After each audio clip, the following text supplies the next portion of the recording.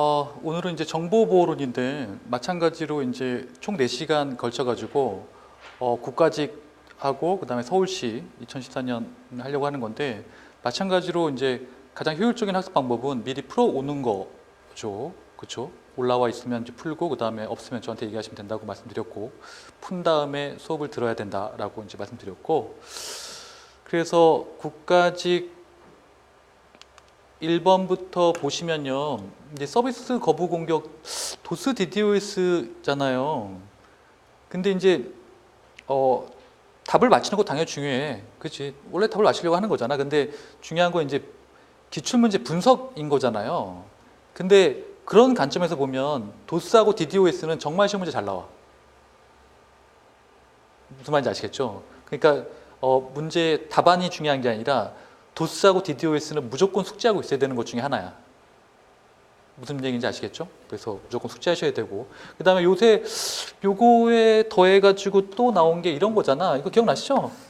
DR, 도스 기억나시죠?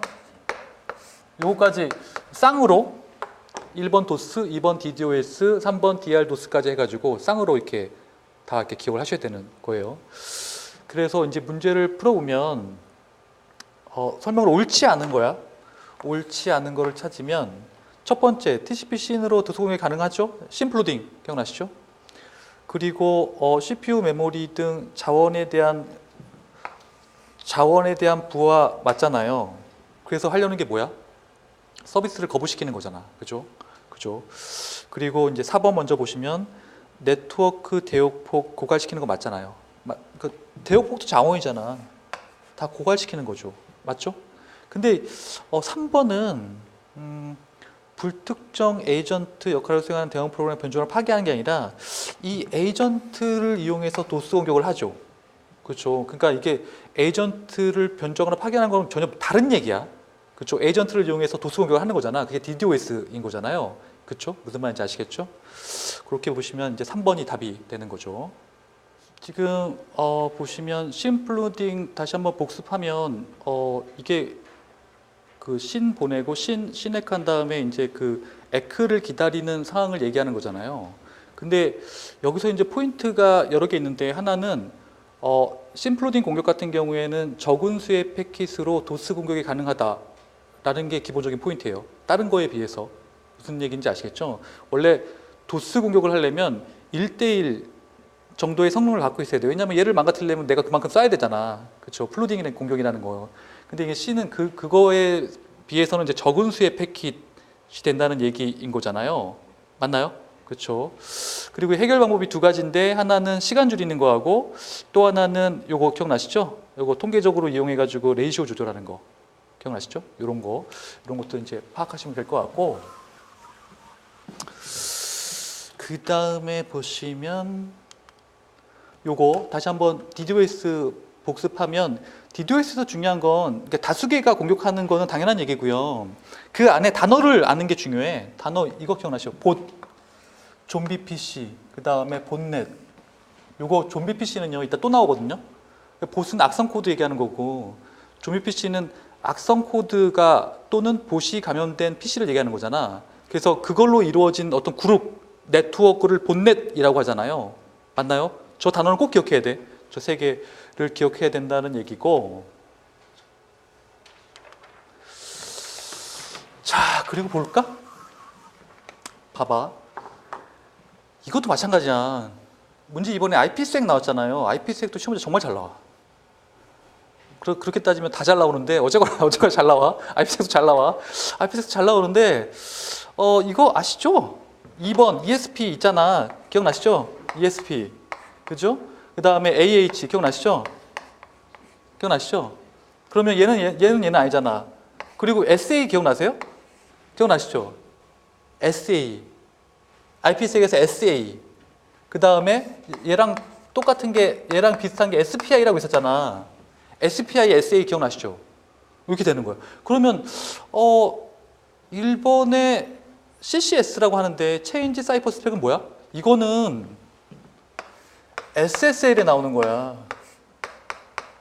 IPsek이 아니라 교묘히 섞어놓은 거죠. 뭔가 있는 것처럼 보이지만 교묘히 섞어놓은 거죠. 이게 왜냐하면 우리 SSL 한번 이렇게 되게 심화 과정에서 되게 자세히 배웠잖아요.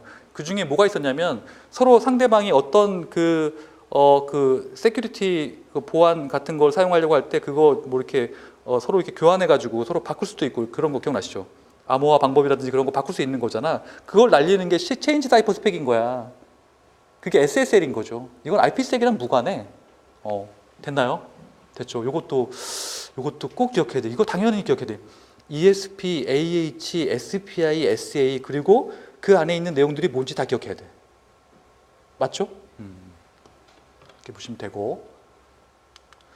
그래서 체인지 사이퍼 스펙 다시 한번 정리한 건데 그냥 간단하게 보시면 돼요. 여기 보면 클라이언트 서버 사이에 이제 그 인크립션 방법 같은 거 이제 교환하기 위한 거고, 이건 SSL에서 이제 핸드쉐이크가 있었거든요. 이렇게 서로 이렇게 교환하는 거. 그때 이제 사용하는 것이다라는 거 정도만 정리를 하면 될 것 같아.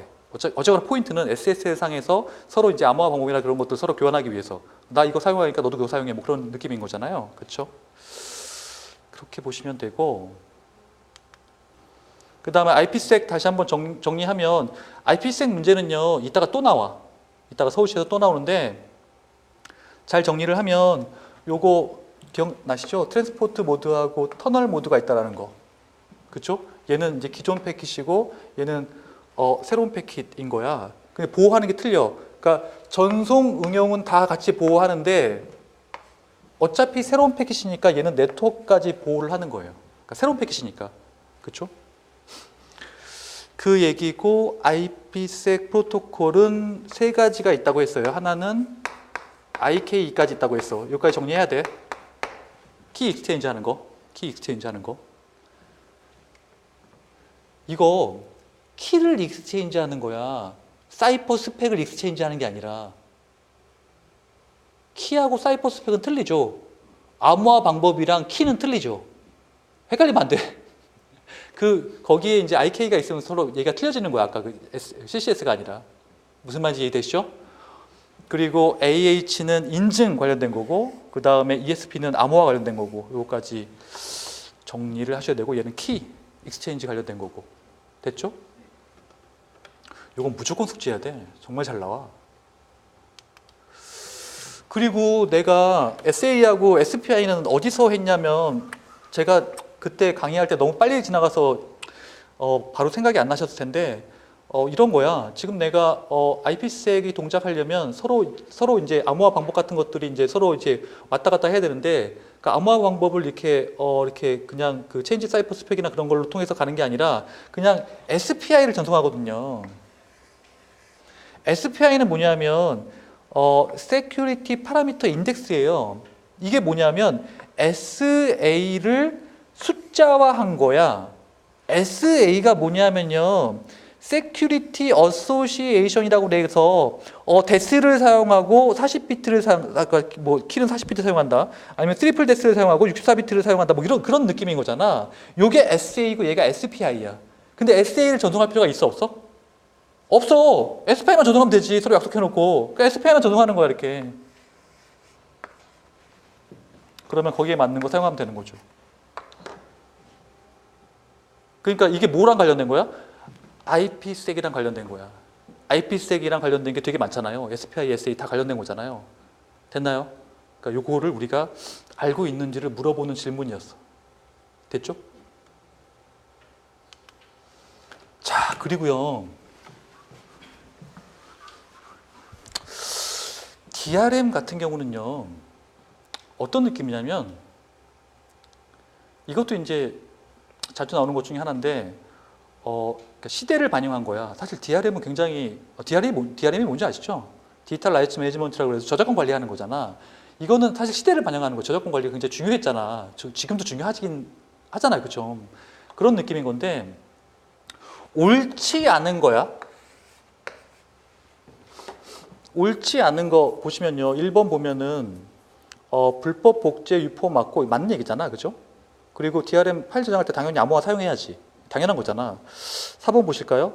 뭐 온라인 음악 서비스, 인터넷 그런 것들에 대한 불법 복제 방지 기술 맞죠?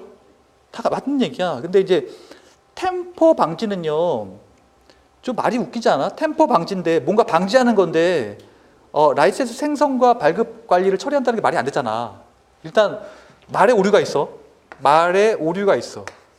템포 방지는 뭐냐면 불법적으로 사용하는 걸 방지하는 거야. 어쨌거나 말에 오류가 있는 거죠. 근데 제가 기출문제를 보다가 느낀 건 뭐냐면 모르는 문제가 있잖아. 그리고 아는 문제 중에 헷갈리는 거 있잖아. 근데 이제 그게 그러니까 2번, 4번이 예를 들어서 같은 거를 가리키면서 다른 얘기를 할 때는 2번, 4번 중에 하나가 답인 거고요. 그리고 헷갈리는 건데 2번이 얘기하고 있는 걸 4번을 얘기하고 있으면 2번, 4번은 그냥 제끼면 되는 거예요. 그렇게 찾아내면 되는 거예요. 그런 비슷한 류의 것들이 존재한단 말이에요. 무슨 얘기인지 아시겠죠? 그러니까 그래서 많이 보라는 거예요. 이렇게 숙지를 하라는 거죠. 그렇죠? 그런 얘기들. 이따가 이제 비슷한 예가 있으면 알려드릴게요. 그래서 DRM을 다시 한번 정리를 하면 우리가 공부할 때도 봤던 건데 디지털 저작권 관리죠. 근데 이제 세 가지를 포함하고 있어. 저작권 관리, 그리고 보안 기술, 그 다음에 지불 결제 기술까지 이제 세 가지를 포함하고 있는 거예요. 보안 관리가 포함되고 있는 기술이 세 가지라는 거 기억하시고, 그 다음에 세 가지 요소로 이루어졌는데요. 1번이 DOI로 이루어졌고요. 또 하나는 인덱스로 이루어졌고, 또 하나는 워터마킹으로 이루어졌어요. 세 가지로죠. 세 가지. DRM은. 첫 번째는 DOI는 뭐냐면 식별자인 거고요.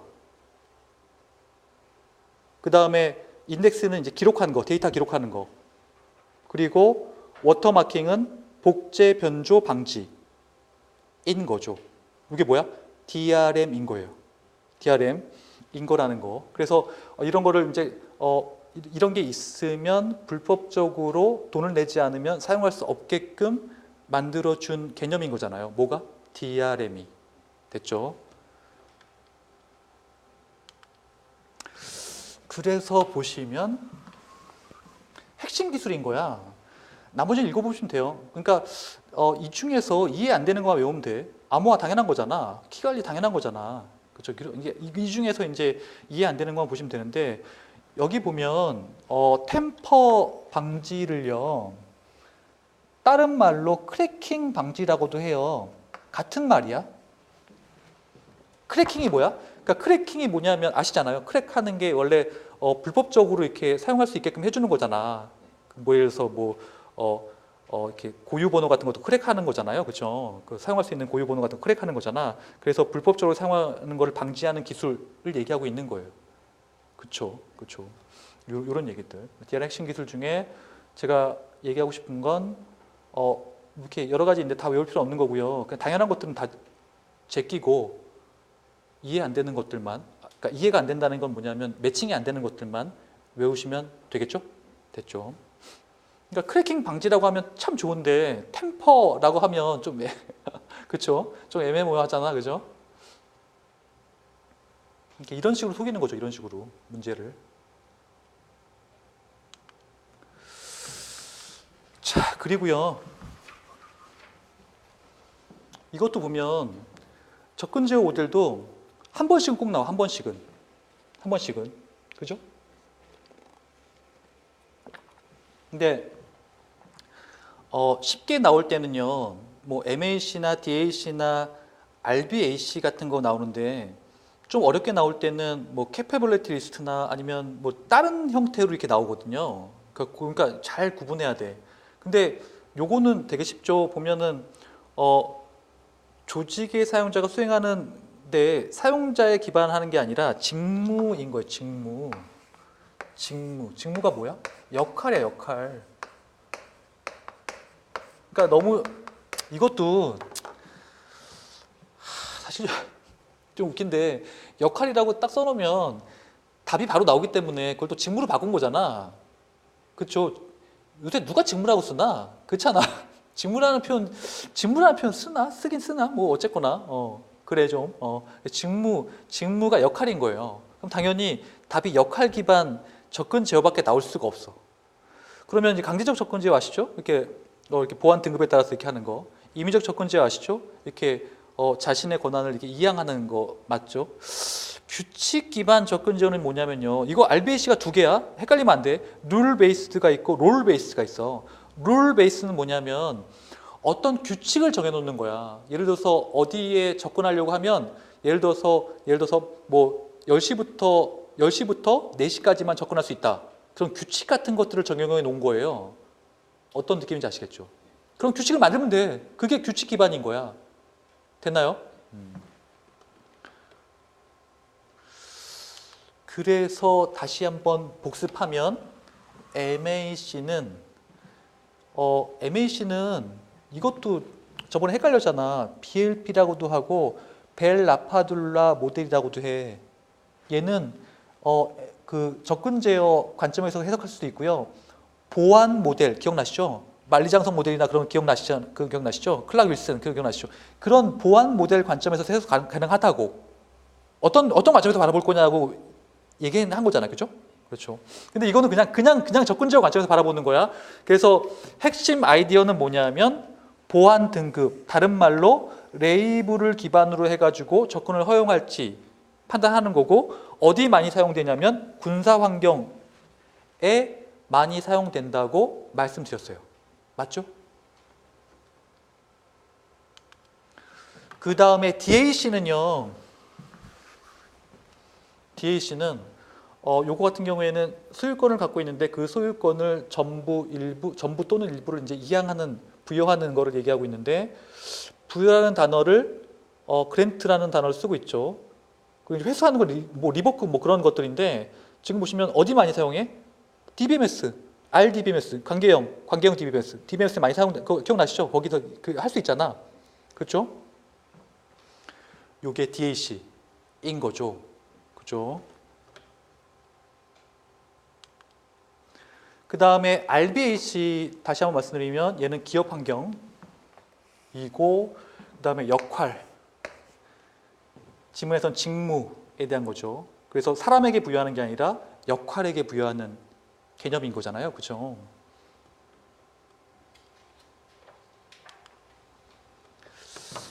요거 맞았나요? 이게 내가 말하고 싶었던 거야. 2번과 4번이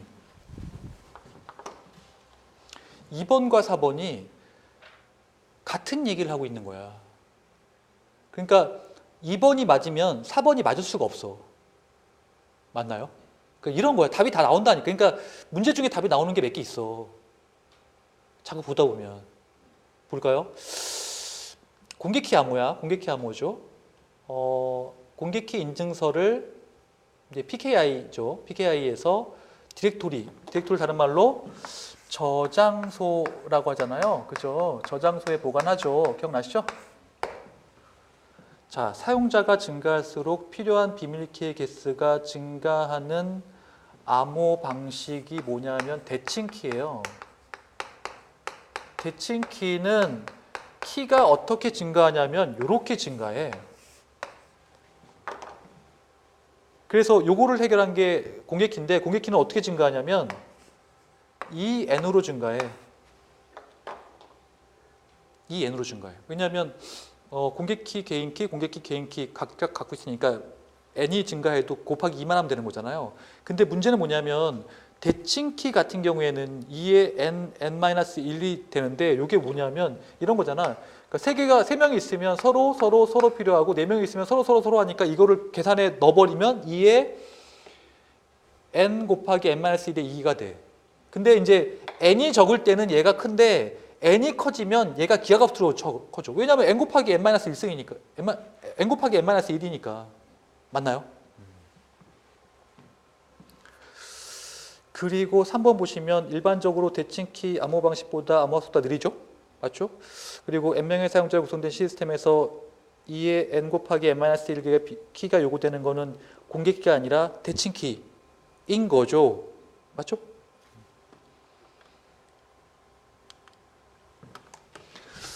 그래서 공개키를 다시 한번 정리하면 요거 옛날에 시험 문제 어떻게 나왔냐면 이렇게 나왔어요. 요거 가로치기, 요거 초창기에. 근데 이제 안 나올 거야. 너무 쉬워가지고. 이제 좀 복잡하게 나오겠죠. 그래서 그러니까 여기에서 공개키하고 개인키를 밥이 공개키하고 개인키를 만들어서 공개키를 주고 걔가 그걸로 암호화를 하면 얘가 개인키를 써가지고 복호화를 하는 시스템인 거죠. 그리고 요 기호 표시 꼭 기억하라고 했어요. 기호 표시가 뜬금없이 시험 문제 나올 때 있으니까. 그렇죠?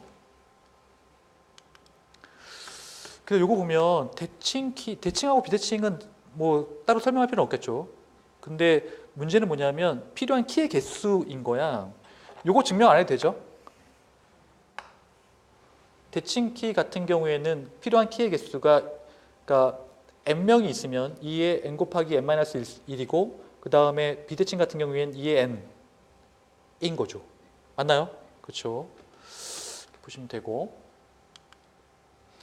그 다음에 공개키 암호와 관련된 얘기인데 어차피 공개키 암호는 다 알아야 되니까 일단 입수한 공개키의 진위를 판단할 필요가 있을 때는 뭘 이용하면 돼? PKI를 이용하면 돼. 그렇죠?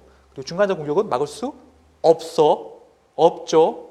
그리고 속도가 느리니까 어떤 걸 사용하면 돼? 하이브리드 방식을 사용하면 돼. 맞죠?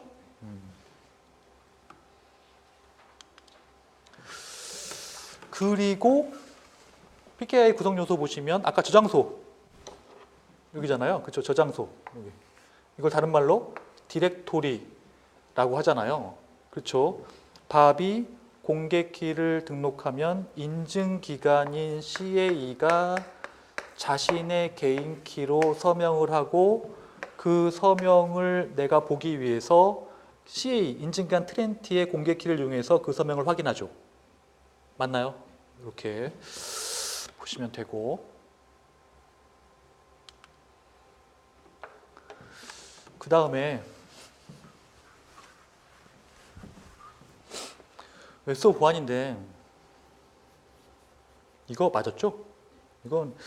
이거는 틀릴 수가 없는 게 웹 애플리케이션이 SQL 삽입 공용에 안전하다는 얘기는 있을 수 없는 얘기예요. 웹 애플리케이션은 기본적으로 SQL 특별한 조치를 취하지 않은 이상 SQL 인젝션 공격에 완전 무방비야. 지금은 이제 거의 이런 공격을 당하지 않는데 기본적으로 웹 애플리케이션 자체는 어떤 보안 설정이 되지 않는 이상 SQL 인젝션 공격에 완전 무방비야. 됐나요? 그래서 과거에 뭐 6년 전, 7년 전에는 굉장히 이거가 굉장히 큰 사회적 이슈였어요. 근데 재밌잖아요. 그걸 또 어떻게 알아냈을까? 그렇잖아요. 왜냐하면 원리를 이해 못하면 저거를 공격할 수 없어요. 그래서 그런 얘기 하잖아. 일반적으로 해킹을 하려고 하면 똑똑하지 않으면 할 수 없다고 그런 얘기 하잖아. 근데 요새는 좀 그런 것들이 좀 의미가 없어진 게 툴들이 잘 만들어져가지고 초등학생도 그 툴 이용해서 이제 딱 실행만 하면 해킹이 되는 시대가 와가지고 좀 애매한 문제가 있어요. 자신이 무슨 짓을 저지르는지 모르면서 범죄를 하게 되는 케이스도 존재하는 거죠. 사실 이렇게 스캐닝하는 것도 범죄거든요. 알아요? 포트 스캐닝 툴 있잖아. 그 스캐닝하는 것도 범죄야. 잘 알아야 돼. 그냥 나 이제 뭐 한번 해보려고 한다고 이렇게 막 하면 안 돼. 그거 막 하면 그거 범죄야 다. SQL 인젝션 공격하는 것도 범죄야. 이거 SQL 그 사이트가 SQL 인젝션이 되는지 안 되는지 확인해 보는 것 자체도 범죄야. 왜 그거를 남의 사이트에서 안 되잖아. 그거 안 되잖아. 그치? 무슨 얘기인지 아시겠죠? 봐봐. 악성 파일 업로드 방지하기 위해서 필요한 파일 확장자만 업로드 허용하는 거잖아. 이게 대표적인 예가 그 Gmail 같은 경우에는 EXE 파일을 업로드할 수 없어요. 왜냐하면 EXE 파일 자체가 예를 들어서 옛날에 바이러스나 그런 거의 온상이었기 때문에 그게 어떤 파일인지 알 수가 없잖아. 내려받아서 실행하는 순간에 문제를 발생시킬 수 있는 여지가 있잖아. 그러니까 파일 확장자가 예를 들어서 그 실행 안 되는 것들 있잖아. 그런 것들만 이렇게 되는 거예요. 예를 들어서 뭐 워드나 HWP나 뭐 그런 것 있잖아. 그런 것 PDF나 그런 것들 있잖아. 텍스트나 그런 것들. 실행 파일은 안 돼. 그럼 어떻게 하면 돼? 실행 파일을 텍스트 파일로 바꾼 다음에 확장자로 바꾸는 거야. 그거 올려. 그리고 다운로드 받아서 다시 EXE로 바꾸면 돼. 그게 실행 파일인지는 체크하지 않아. 확장자만 체크하는 거죠. 그리고 웹 애플리케이션의 취약점을 방지하기 위해서 사용자의 입력값을 검증하는 게 그 얘기야. 사용자의 입력값을 검증하는 게 SQL 인젝션 공격을 막는 거죠. 그러니까 봐봐. 얘하고 얘는 같은 문제야. 얘기했잖아. 같은 문제라고. 3번이 맞으면 4번, 1번은 완전 틀린 답이 되는 거죠. 왜냐하면 입력값 자체를 검증하는 것 자체가 SQL 삽입 공격을 막는 거거든요. 맞나요? 맞죠. 그리고 4번 제가 누누이 말씀드린 것처럼 정보 노출, 그러니까 에러를 통해서 정보 노출이 되면 안 돼. 그러니까 맞춤형 오류 페이지라는 게 뭐냐면 최대한 정보를 안 주는 거야. 무슨 말인지 아시겠죠? 그러니까 그거를 이제 여러 가지 정보를 조합해가지고 하나를 공격하는 거잖아. 그러니까 이런 걸 통해서 공격, 노출되면 안 된다는 얘기예요. 맞나요? 그렇죠? 그래서 제가 강의했던 거 다시 발췌를 하면 우리가 운영 프로그램이나 웹페이지를 개발할 때 보안 취약점이 어떤 것들이 있습니까? 라고 한다면 여러 가지 것들이 존재하는데 그 중에 첫 번째가 접근 통제 취약점인데 이건 뭐냐면 관리자 페이지에 대한 백도어가 존재하는데요. 백도어가 존재하는 거가 문제가 되는 게 아니야. 백도어가 존재하는데 어차피 그 백도어 URL은 간파될 수 있거든요. 근데 문제는 백도어가 내 입장에서 내가 만들었다고 가정하면 내가 그거를 쉽게 왔다 갔다 하기 위해서 패스워드가 너무 쉽다거나 그런 식으로 되는 거거든. 아니면 없다거나 최악의 경우는 없는 경우야. 무슨 말인지 이해되시죠? 그러니까 백도어가 있는 게 문제가 아니라 너무 간파되기 쉬운 게 문제라는 거야. 맞나요? 그게 접근 통제 취약점이고요. 그리고 부적절한 파라미터는 뭐냐면 HTTP 요청을 변조하는 얘기는 뭐냐면 입력값을 변조하는 거야. 그래서 뭘 해? SQL 인젝션 공격을 하는 거예요. 아니면 취약한 세션 관리는 뭐냐면 쿠키 같은 것들도 사실은 이게 해킹 당하면 안 되잖아. 맞나요? 쿠키만 있으면 내가 아이디 패스워드 없이 로그인 가능한데 맞나요? 그러니까 그런 얘기 하는 거예요. 그리고 버퍼 오버플로우 기억나시죠?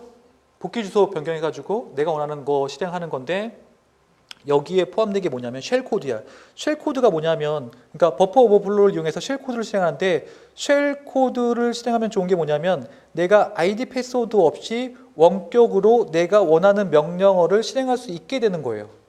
맞죠? 쉘 코드. 그러니까 스택에 만들 수도 있고 힙에 만들 수도 있고 기억나시죠? 스택 버퍼 오버플로우, 힙 버퍼 오버플로우 기억나시죠? 그리고 뭐 여러 가지 것들을 할 수 있는 것들, 버퍼 오버플로우도 시험 문제 굉장히 많이 나오죠. 그렇죠? 그리고 악의적인 명령 중에 악의적인 명령 실행할 수 있는데 그 중에 하나가 크로스 사이트 스크립팅이에요. 근데 중요한 건 크로스 사이트 스크립팅은 어디에서 실행되는 거냐면 클라이언트 쪽에서 실행돼. 그래서 얘를 뭐라고 부르냐면 클라이언트 사이드 스크립트라고 불러. 그러니까 어떤 스크립트가 있는데 서버에서 실행되는 게 있고 클라이언트에서 실행되는 게 있거든요. 무슨 말인지 아시겠죠? 얘는 클라이언트 쪽이야. 그래서 요거의 동작 원리를 보면 크로스 사이트 스크립팅 코드가 삽입된 메일을 받으면 여기서 실행되잖아. 클라이언트 쪽에서 실행돼가지고 얘가 갖고 있던 쿠키를 누구에게 전송해? 공격자에게 전송해. 맞죠? 공격자가 그 쿠키를 이용해서 어떤 웹사이트나 그런 데 로그인이 가능한 거죠. 요런 얘기.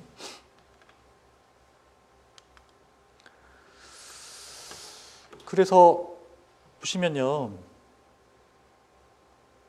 이거 그러니까 크로스 사이트 스크립팅을 하는 방법은 여러 가지가 있는데 크로스 사이트 스크립팅은 사실은 이제 방법이 3가지 정도 있거든요.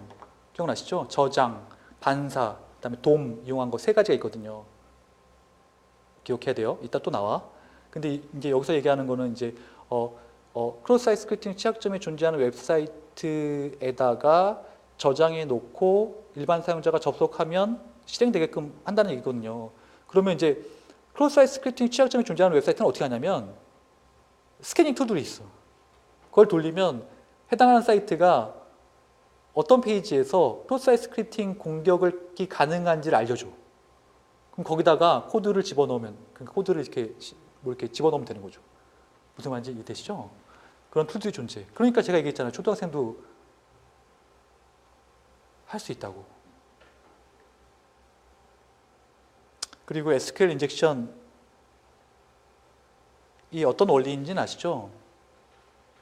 그죠? 내가 어떤 거를 실행하려고 할 때, 어떤 거를 실행하려고 할 때 입력을 원래 이제 패스워드를 집어넣게 되는데, 그러니까 입력문이 쿼리 문이기 때문에 쿼리가 참이 되면 된다.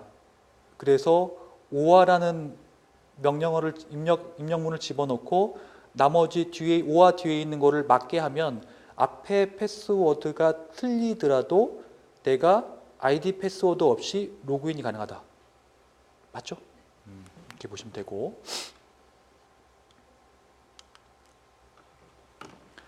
자, 그리고 이제 파일 업로드 같은 경우 보시면요. 그러니까 웹서버나 그런 데다가 파일들을, 그러니까 그러니까 악성 코드를 업로드하고 그 다음에 원격에서 해당 파일을 접근해서 실행하는 거죠. 그럼 이건 뭐야? 얘는 서버 사이드야. 서버 측에서 실행하는 거니까. 맞나요? 서버 사이드 스크립트인 거고, 그 다음에 파일 다운로드 취약점은 뭐냐면, 내가 원래 이제 웹서버는 홈 디렉토리만 오픈하거든요. 근데 홈 디렉토리를 벗어날 수 있잖아. 어떻게 벗어나? 그러니까 점을 이용하거나 점을 이용하면, 그러니까 현재 디렉토리거나 부모 디렉토리로 갈 수 있잖아. 근데 원래는 막혀 있어요. 원래는 이제 그런 것들을 막아놓게 웹에서 이제 코딩이 되는데, 그거를 잘 모르면 그냥 오픈될 수도 있거든요. 아시겠지만 간혹 가다가 이렇게 그냥 왔다 갔다 할 수 있는 사이트들이 있어요. 이게 조심해야 되는 거죠. 그렇죠?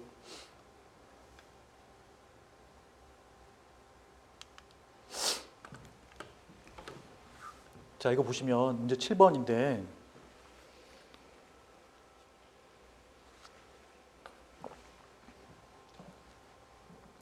이 문제는 조금 애매해. 그러니까 그냥 문제를 모른다고 가정했을 때, 이 문제 맞았나요? 맞았어요? 문제를 모른다고 가정했을 때 문제를 자세히 읽어봐야 되는 케이스인 거야. 그렇죠? 자세히 읽어봐야 돼. 그래서 지금 보면 개인정보보호법이죠. 거기에서 개인정보가 유출되었을 때 개인정보 처리자가 정보 주체에게 알려야 할 사항에 대한 얘기야. 당연히 니은은 유출 시점과 경위는 알려줘야 되죠. 그죠? 그리고 지금 보시면 정보 주체에게 피해가 발생한 경우에 신고 등을 할 수 있는 담당 부서 연락처 당연히 알려줘야 돼. 그 외에도 여러 개가 있어요. 그건 좀 이따 말씀드릴 건데, 근데 기억은 좀 애매해. 위탁기관의 효용 뜬금없잖아. 그죠? 그죠? 그리고 개인정보 보관 폐기 기간 그런 의미 좀 뜬금없잖아. 자세히 읽어보면, 그러니까 그냥 뭉뚱그려 생각하면은 저게 왜 있지? 좀 이상한데? 뭐 그런 느낌인데, 자세히 읽어보면 뜬금없는 얘기들인 거야. 그러니까 무슨 얘기냐면 이런 관점에서 바라봐야 돼. 개인정보가 유출됐는데 개인정보 처리자가 그거를 갖고 있는 애거든요. 개인정보를 갖고 있는 애야. 개인정보를 갖고 있는 애가 정보 주체, 그 개인정보를 알려준 주체에게 알려야 할 사항인 거야. 유출됐는데, 근데 위탁기간이나 보관 폐기기간이 무슨 의미가 있냐는 거죠. 그죠? 그런 얘기야. 그런 관점에서 바라봐야 되는데, 막상 모르면 문제가 쉬운 건 아니에요. 막상 모르면. 근데 이런 얘기야. 실제 이제 법에는 개인정보보호법에서 34조에 나와 있는데요. 개인정보 유출 통지에 대한 법인데, 지금 보면 5가지 항목에 대해서 알려줘야 돼. 일단 유출된 개인정보하고요. 개인정보의 항목, 그리고 시점과 경위, 그리고 그 피해를 최소화하기 위해서 정보 주체가 할 수 있는 방법. 메이크 센스 하죠. 그리고 대응 조치 및 피해 구제 절차. 그렇죠? 그리고 정보 주체에게 피해가 발생한 경우에 신고 등을 접수할 수 있는 담당 부서와 연락처. 생각해보니까 열받네. 법이 이렇게 돼 있잖아. 근데 예를 들어서 뭐 KT나 어디에서 그 아이디 패스워드 도난 사기가 발생했을 때 한 번도 이런 게 날라온 적이 없어. 무슨 얘기 아시겠죠? 고지해야 돼. 법이야. 그래서 집단 소송하나 봐. 무슨 말인지 이해되시죠? 그냥 이렇게 생각하면 돼. 내가 어느 사이트에 가입했는데 그 사이트가 중국발 해킹으로 인해 가지고 IP 패스워드가 탈취당했어. 그럴 경우에 그 업체는 나에게 뭘 알려줘? 이 5가지를 알려주던데. 됐나요? 그쵸? 유용한 법이죠, 유용한 법. PGP 아시죠? PGP 우리 많이 공부했잖아. 근데 여기서는 간단하게 정리했어. 간단한 문제라서. 그러니까 뎁스가 있는 문제는 아니에요. 일단 PGP는 전자우편용 보안 프로토콜 맞는 얘기죠. 근데 원래는 이제 전자우편용으로 개발된 건 아닌데 나중에 이제 전자우편용으로 이제 특화돼서 사용되고 있는 개념인 거예요. 아까 제가 말씀드렸죠. 그리고 3번 보면 PGP는 데이터를 압축하죠. 그리고 암호화하죠. 그리고 필 짐머만이 개발했죠. 맞죠? 근데 보면요. 얘는요. 대칭 키도 사용하지만 공개 키도 사용해. 공개 키를 왜 사용하냐면 전자서명 할 거니까. 전자서명 왜 사용해? 부인 방지 같은 거 할 거니까. 됐나요? 이 문제는 그렇게 어려운 문제는 아니었죠. 됐죠? 그래서 보시면 이거 정리된 거 보면 필 짐머만 했고 전자우편의 내용을 암호화 알고리즘에서 암호화하고 있죠. 그리고 얘가 하고 있는 거 뭐냐면 기밀성, 메시지 인증, 사용자 인증, 송수신 부인 방지 됐죠? 그런 것들을 하고 있고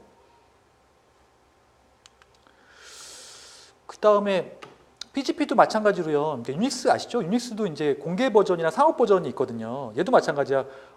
대학교에서는 공개 버전이 그리고 회사에서는 상업 버전이 이렇게 출시된 거야.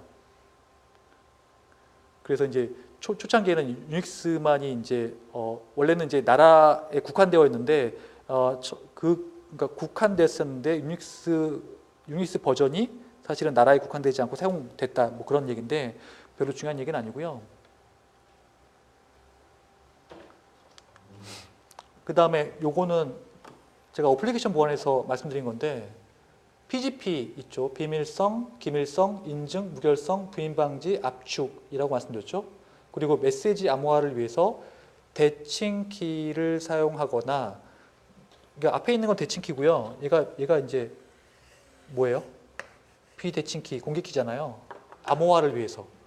그리고 전자서명을 위해서 다시 비대칭키를 공개키를 사용하죠. 압축을 위해서 집 사용하죠. 그리고 이메일 호환성을 위해서 라딕스 64를 사용한다고 했는데 라딕스 64 기억나시죠? 그러니까 베이스 64에서 시작한 건데 베이스 64는 기본적으로 이제 암호화라기보다는 부호화 느낌? 기억나시죠? 간단하게 할 수 있는 그런 느낌.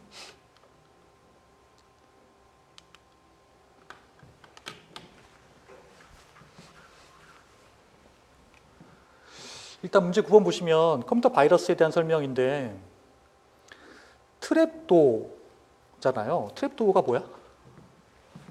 트랩도어는 백도어를 다른 말로 뭐라고 불러? 트랩도어. 또 다른 말로 어드미니스트레이티브 훅. 그거 3개 다 기억해야 돼. 왜냐면 뭘로 나올지 몰라. 백도어, 트랩도어, 어드미니스트레이티브 훅. 됐나요? 그렇다고 본다면 트랩도어는 몰라더라도 백도어는 정상적인 인증 과정을 거치지 않고 프로그램에 접근하는 일종의 백도어 통로 맞죠? 그리고 웜은 네트워크를 통해 전파하죠. 맞죠? 3번 보시면 트로이목마는 정상적인 프로그램을 가장한 악성 프로그램 맞죠? 루트킷은 뭐냐면 감염된 시스템에서 활성화돼가지고 다른 시스템을 공격하는 프로그램이 아니고요. 루트킷은 킷이 뭐야? 킷. 그냥 다른 건 다 모르더라도 킷은 뭐야? 킷. 킷은 뭐냐면 키트이자 키트. 옛날에 우리가 초등학교 때 부모님이 사주던 키트 기억나요? 뭔가 모음이잖아. 모음. 그거 키트 모음. 그 불법적인 뭔가를 할 수 있는 그 모음 같은 거야. 뭐 백도어도 있고 여러 가지 어떤 악성 코드 같은 게 그 모음 같은 개념인 거야. 됐나요? 그런 느낌인 거죠. 그런 느낌. 루트킷.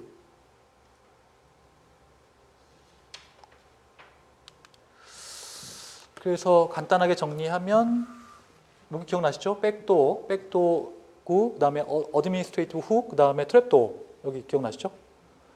그리고 트로이 목마 같은 경우에는 의도하지 않은 정상적인 프로그램을 삽입한 형태 기억나시죠? 요거 보시고. 그다음에 요거 제가 기억하라고 했어요. 기억나시죠? 많이 봤어요. 바이러스의 포인트가 뭐야? 복제. 원의 포인트가 뭐야? 전파. 트로이 목마 백도어는 했죠. 그리고 인터넷 악성 코드는 크게 의미 없는 거고, 스파이웨어하고 애드웨어를 구분할 수 있는가? 스파이웨어는 나의 정보를 주기적으로 전송하는 거잖아요. 애드웨어는 뭐야? 애드웨어는 뭐냐면 나의 어떤 검색 결과나 그런 걸 이용해서 광고를 하는 거죠. 그러니까 근데 원하지 않는 광고야. 애드웨어인 거죠. 맞죠?